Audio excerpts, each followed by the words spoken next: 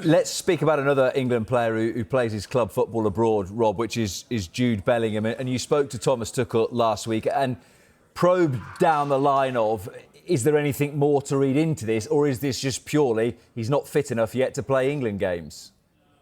Yeah, look, you're right. I've written a piece for the Sky Sports app on this because I think it's a really significant point. And I say in that piece that how Thomas Tuchel handles this situation with Jude Bellingham may well define how his legacy as England manager is remembered. And crucially, it could have a big impact in whether England go on to have a chance of winning the World Cup next summer. Those are big statements, but I think that's how important that relationship is. It's how important Jude Bellingham is for England. And as you say, I asked Tuchel directly whether there's a problem between him and Jude Bellingham. He said categorically not. But there is some history here, of course, because Tuchel back in June said that his mother is sometimes repulsed by the way Jude Bellingham behaves on the pitch. And whilst he apologised to player and publicly for that and said he used the wrong word, the two men haven't met publicly. They haven't met face to face since. He couldn't do that in September because Jude Bellingham was recovering from shoulder surgery. But he could have done it in this international break, and he decided not to. He decided to go with the squad that had performed so well for him in winning 5-0 in Serbia last month. And so that's really, really significant because they still haven't met face-to-face to clear the air, as it were. And I think the other point to make is that Jude Bellingham made it clear to Thomas Tuchel he wanted to join up. So all of those discussions about him getting back to full match fitness and that sort of thing don't really apply because Bellingham himself has said he's fit and wants to play and probably needs the game time.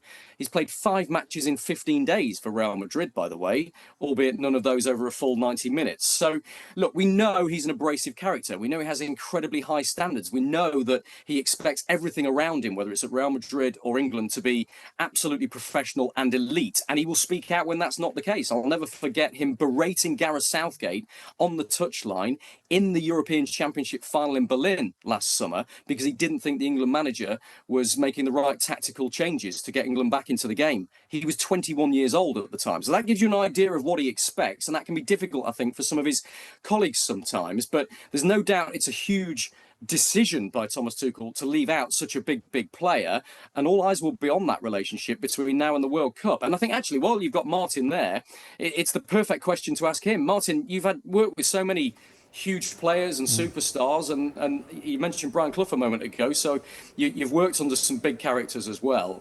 Do special players demand special treatment, and would you do that? And secondly, what do you make of the fact that Tuchel's left him out of this one? Right, OK, Rob. A number of things that you've covered are really worthwhile. Excuse me. The very fact that that Bellingham berated Gareth Southgate on the touchline for not making changes, that's just, you cannot do that. That's not your job. Your job is to play. That's the point. And if the manager's making the decisions, good, bad, or indifferent, it doesn't really matter. That's nothing to do with you, and certainly not at 21 years of age. Bellingham was involved in a three-man,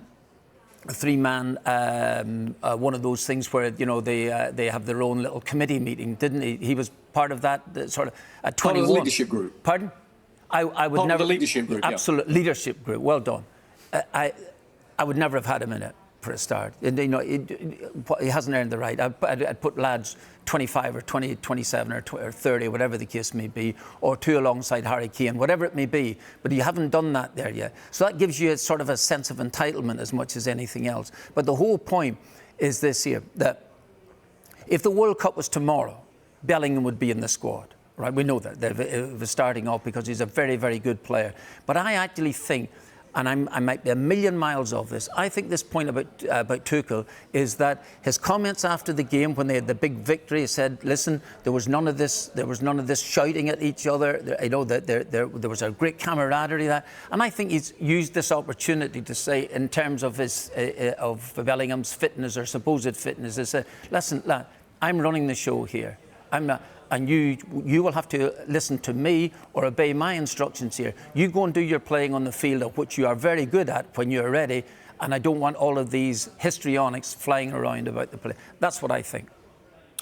Rob, did you want to come back on that, or can we let you go? No, please come back on it, Rob.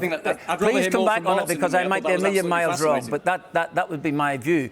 And if I was Tuchel, that's the way I would have dealt with it as well. He's obviously That's a really interesting point, Martin, because Tuchel has said that there's no problem between him and Jude Bellingham.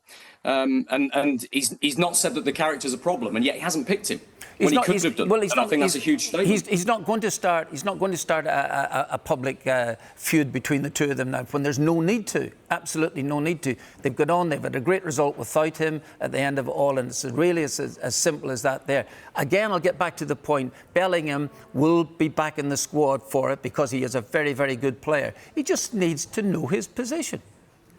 The other interesting thing, though, Martin, is that Tuchel said he's got so little time with the players, and you've done club management and international management. There's a huge difference between the two.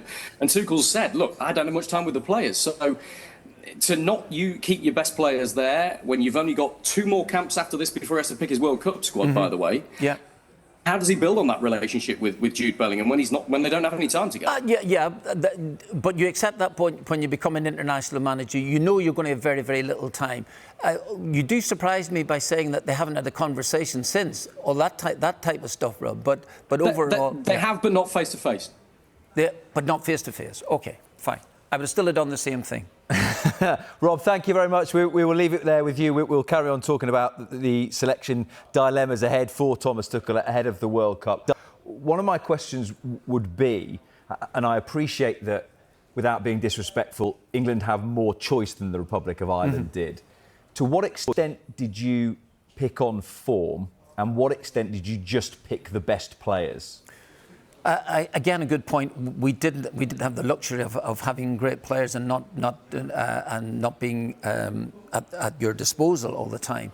But you wanted your best players. There was a very, very good spirit within the team, and it wasn't just during my time. It was during Jack Charlton's time. It was during Mick McCarthy's time, except that feud with Roy way back in 2002. But outside that, there's always a good spirit.